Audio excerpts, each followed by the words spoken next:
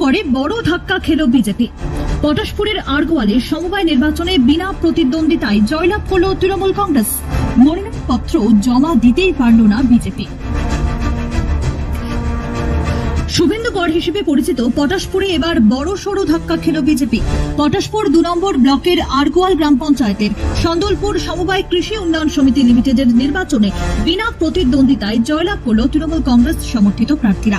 সন্দলপুর সমবায় কৃষি উন্নয়ন সমিতি লিমিটেডের মোট 9টি আসনে নির্বাচন হওয়ার কথা ছিল। সোমবার ও মঙ্গলবার ছিল মনোনয়নপত্র তোলা এবং জমা দেওয়ার নির্ধারিত সময়সীমা, কিন্তু শেষ পর্যন্ত একটিও বিরোধী মনোনয়নপত্র জমা পড়েনি। অর্থাৎ বিজেপি বা অন্য কোনো দলের তরফে কেউ মনোনয়নপত্র জমা দিতে পারেনি। ফলে সন্দলপুর সমবায় কৃষি উন্নয়ন সমিতিতে বিনা প্রতিদ্বন্দ্বিতায় জয়লাভ করে তৃণমূল কংগ্রেস। এই জয়ে স্বাভাবিকভাবেই উচ্ছ্বসিত স্থানীয় তৃণমূল নেতৃত্ব।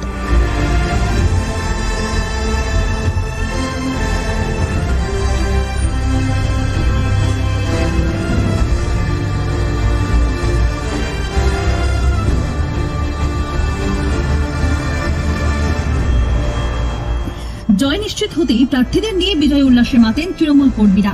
উপস্থিত ছিলেন কাঁথি সাংগঠনিক জেলা তৃণমূল কংগ্রেসের মুখপাত্র অপরেশ সাঁতরা, আরগোয়াল গ্রাম পঞ্চায়েতের প্রধান মালেক আলী, আরগোয়াল অঞ্চল তৃণমূল কংগ্রেসের সভাপতি সৌমেন্দু সামন্ত সহ আরো অনেকে।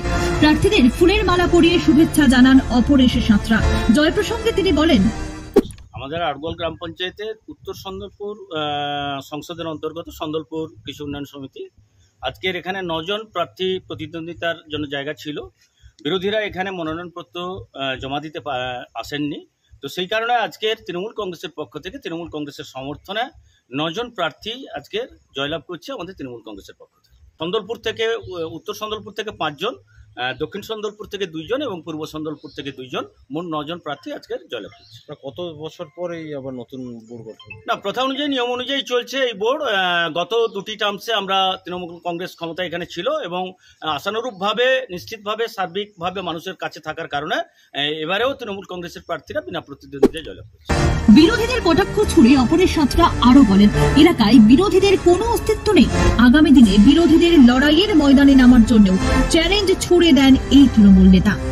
বিরোধীদের অস্তিত্ব আমরা দেখতে পাইনি, এই কারণে আমরা শুধু এই সোসাইটি নয়, আমরা এর আগে যে কটি সোসাইটি এই গ্রাম পঞ্চায়েতে নির্বাচন হয়েছে আমরা সেখানেও পরিলক্ষিত করেছি যে বিরোধীরা কোথাও দাঁড়ানোর জায়গা তারা তৈরি করেননি। কারণ মানুষ থেকে এরা বিচ্ছিন্ন, স্বাভাবিকভাবে তারা লড়াইয়ের জায়গাতে নেই।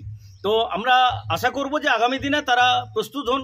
আমরা চাই বিরোধীরা নিশ্চিতভাবে তাদের অংশগ্রহণ এবং আগামী দিনে আমরা সেই লড়াই লড়তে চাই।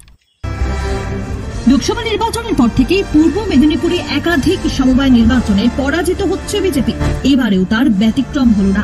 বছর ঘুরলেই রাজ্যে বিধানসভা নির্বাচন, তার আগে এই ধরনের লাগাতার সাফল্য তৃণমূলের যে আত্মবিশ্বাস বাড়াবে তার বলার অপেক্ষা রাখে না। ব্যুরো রিপোর্ট, নজরে।